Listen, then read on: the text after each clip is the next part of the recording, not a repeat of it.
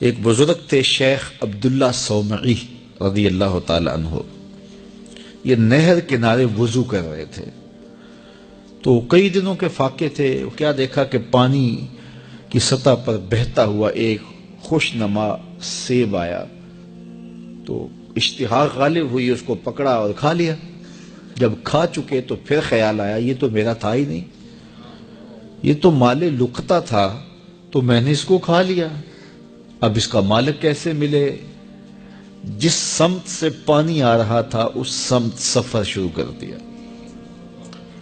کئی دنوں کی مسافت کے بعد دیکھا کہ ایک باغ ہے جس کی شاخیں اس پانی کی طرف لٹک رہی ہیں. سمجھ گئے کہ یہیں سے گرا ہوگا اور میں نے کھا لیا. خیر باغ میں پہنچے، مالک سے ملے، کہا کہ یوں میں نے ایک سیب کھا لیا ہے اور میرا غالب گمان یہ ہے کہ اس باغ کا وہ سیب تھا، تو میں معافی مانگنے آیا ہوں، یا پھر بتائیں کہ اس کا ہرجانہ کیا ہوگا. جب مالک باغ نے یہ بات سنی، وہ بھی صاحب نظر تھے، سمجھ گئے یہ تو کوئی در یگانہ ہے، یہ تو کوئی گوہر یکتا ہے. تو تیور بدل لیے، کہا ایسے تو نہیں معافی ملے گی. کہا حضرت کیسے ملے گی؟ کہا 12 سال تک میرے باغ کی گوڈی کرنا پڑے گی. اللہ اکبر. اور ایک شرط اس کے علاوہ ہوگی. کہا ٹھیک ہے، میری غلطی تو معاف ہو جائے گی نا. 12 سال تک باغ کی گوڈی کرتے رہے. ایک دن فرمانے لگے وہ صاحب باغ جو تھے کہ عبداللہ کوئی سیب توڑ کے لاؤ، مہمان آئے ہیں. تو وہ سیب توڑ کے لائے تو وہ کچے ہی تھے. تو کہا تم 12 سال ہو گئے ہو سیبوں کے باغ میں رہتے ہوئے، تمہیں پتہ نہیں کہ کچے سیب اور پکے سیب کیسے ہوتے ہیں؟ کہا حضرت مجھ سے قسم لے لیجئے 12 سال میں ایک دفعہ بھی نظر اٹھا کے سیبوں کی جانب نہیں دیکھا. ایک سیب کھایا تھا، میں تو اس کی سزا بھگت رہا ہوں، میں تو گوڈی کرتا ہوں، اوپر کبھی نظر بھی میں نے نہیں اٹھائی. سینے سے لگا لیا. کہا ایک شرط تمہاری پوری ہو گئی، اب دوسری شرط ہے کہ میری ایک بیٹی ہے جو آنکھوں سے نابینا ہے، کانوں سے بہری ہے، بول سکتی نہیں، اور وہ اپاہج بھی ہے، چل بھی نہیں سکتی. اس سے تمہارا نکاح کرنا چاہوں گا، اگر تمہیں قبول ہے تو معافی ہو جائے گی. کہا ٹھیک ہے جی قبول ہے، میرا گناہ معاف ہو جائے، میں زندگی کاٹ لوں گا، کوئی بات نہیں ہے. خیر نکاح ہو گیا. کہا کہ یہ کمرہ ہے، یہاں آپ کی زوجہ آپ کی منتظر ہے. جب وہاں گئے تو ایک خوبرو دوشیزہ منتظر تھی. تو فوراً پلٹے کہ میں غلطی سے کسی اور کمرے میں آ گیا ہوں. پلٹتے ہوئے دروازے کی چوگاٹ سے سر پھٹ گیا، خون بہنے لگا. جب باہر آئے تو صحن میں پہنچے تو وہ بزرگ وہاں تھے. کہا کیا ہوا؟ کہ حضرت ایک غلطی کی سزا اتنی کاٹی، اب کہیں دوسری غلطی نہ ہو جائے. وہ تو کوئی اور ہے خاتون. کہا وہی تمہاری زوجہ ہے. تو میں بتاؤں کہ وہ بہری کیوں ہے؟ آج تک اس نے غیر محرم کی آواز نہیں سنی. تو میں بتاؤں کہ وہ بول کیوں نہیں سکتی؟ آج تک اس نے غیر محرم سے کلام نہیں کیا. اندھی اس طرح ہے، آج تک اس نے غیر محرم کو نہیں دیکھا. اور اپاہج اس طرح ہے، چل کے کبھی گھر کی دہلیز سے گئی نہیں ہے. تو اس خاتون اور حضرت عبداللہ صومعی کا جب نکاح ہوا اور پھر ان سے اللہ نے ان کو ایک بچہ دیا جس کا نام ہے الشیخ عبد القادر جیلانی.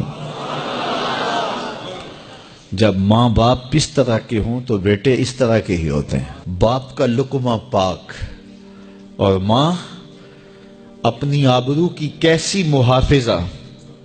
پھر در یگانہ اور گوہر یکتا جو پیدا ہوتا ہے وہ دین کی احیاء کرنے والا ہے، دین کی مردہ قدروں کو نئی زندگی دینے والا ہے.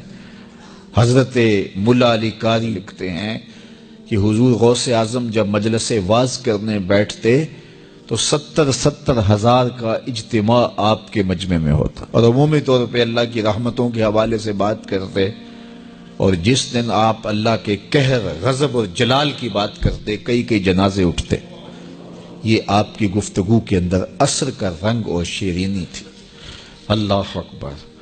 تو باپ دیکھیے کہ رزق کے معاملے میں کتنا محتاط ہے، اور ماں دیکھیے اپنی عصمت کی کتنی حفاظت کرنے والی ہے۔ مائیں بچوں کی تربیت کرتی ہیں، ماؤں کے طریقے سے، ماؤں کے ذریعے سے پاکیزہ صفت بچے جنم لیتے ہیں، تو لہٰذا ماؤں کو اچھی تربیت کا حامل ہونا چاہیے تاکہ وہ آگے اچھی تربیت خود کر سکیں۔ حضور علیہ السلام کے فرامین میں سے ایک انتہائی اہم فرمان ہے، ان الحلال بین و ان الحرام بین۔ حلال بھی واضح ہے اور حرام بھی واضح۔ حلال اور حرام کے درمیان کچھ چیزیں شبہ والی ہیں، لا یعلمہن کثیر من الناس، زیادہ لوگ ان کو جانتے نہیں۔ جو شبہ والی چیزوں میں پڑ گیا وہ حرام میں پڑ گیا۔ ہمیں اگر پتہ چلے کہ فلاں ہوٹل میں جو کھانا ملتا ہے اس میں کوئی ایسی چیز ہوتی ہے تو ہم اعراض کر جاتے ہیں، 2 قدم آگے چلے جاتے ہیں کہ ہم صحت کے ساتھ کھلواڑ نہیں کریں گے۔ اسی طرح ہم اپنی امور زندگی میں یہ ضابطہ طے کر لیں کہ ہر وہ ذریعہ رزق جس میں ہمیں اندیشہ ہو کہ اس میں شبہ ہے، تو ہمارے لیے ہمارے جسم کی ساخت اللہ نے اس طرح تو نہیں بنائی کہ ہم وہی کام کریں اور کوئی کر نہیں سکتے، تو ہمیں اس کام سے گریز کر کے اس کام پہ جانا چاہیے جو بالکل حلال ہو۔ تو مشکوک کو بھی اختیار نہیں کرنا اور حرام سے تو مکمل اجتناب کرنا ہے، بلکہ بعض امور جائز بھی ہوتے ہیں لیکن وہ خلاف اولا ہوتے ہیں، اور خلاف اولا ہونے کی وجہ سے ان کو بھی ترک کر دیا جاتا ہے۔ صحابہ تابعین کو کہنے لگے کہ جن چیزوں کو تم معمولی سمجھ کے اختیار کرتے ہو، ہم ان چیزوں کو حضور کے دور میں مہلکات میں سے سمجھتے تھے کہ یہ چیزیں ہلاک کر دینے والی، اور ہم اس بات کا بہت زیادہ التزام کرتے تھے کہ اپنے معاملات کو بالکل صاف رکھا جائے۔ اسی طرح تقوی انتہائی احتیاط کا نام ہے۔ حضرت امام اعظم ابو حنیفہ علیہ رحمہ نے کسی سے قرض لینا تھا تو اس کے ہاں تشریف لے گئے قرض کے تقاضے کے لیے، دروازے پہ دستک دی اور پیچھے ہٹ کے دھوپ میں کھڑے ہو کے صاحب خانہ کا انتظار کرنے لگے۔ دھوپ بہت سخت تھی اور دیوار کا سایہ پڑ رہا تھا، تو کسی نے گزرتے ہوئے کہا کہ آپ سائے میں کیوں نہیں کھڑے ہو جاتے؟ تو فرمایا کہ صاحب خانہ سے میں نے قرض لینا ہے، اور جس سے قرض لینا ہو اس سے کوئی نفع حاصل کرنا سود ہوتا ہے، تو میں ڈرتا ہوں کہ کہیں یہ سود کے زمرے میں نہ آ جائے۔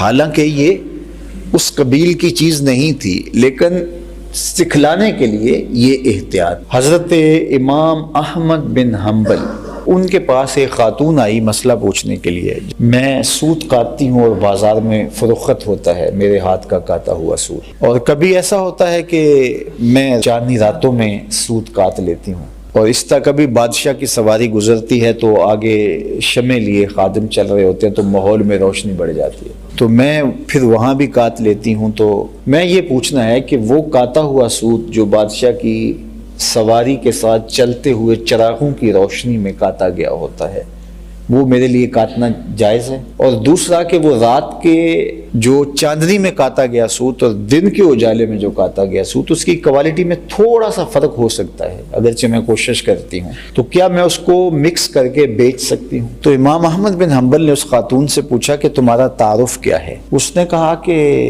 آپ مسئلہ بتائیے، سائل سے اس کی ذات تو نہیں پوچھی جاتی۔ تو آپ فرمانے لگے کچھ مسائل ایسے ہوتے ہیں کہ سائل کی حیثیت سے مسئلے کی نوعیت بدلتی ہے، تمہیں بتانا پڑے گا تم کون۔ تو اس نے کہا کہ میں بشر حافی کی ہمشیرہ۔ تو فرمایا خاتون تمہارے لیے جائز نہیں ہے۔